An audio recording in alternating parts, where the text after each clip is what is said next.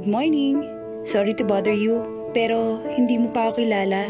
I am Cel. Ako nga po ni Milagros Tanglao. Naalala mo pa ba siya?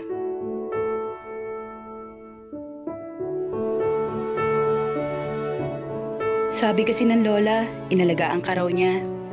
Matagal ka na niyang pinapahanap sa akin. Kasi raw, matagal rin siyang nanilbihan sa family mo. Matagal ka raw niyang inalagaan.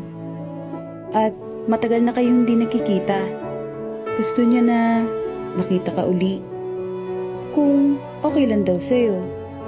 Gusto lang niya masiguro na okay ka na. Pasensya na sa abala.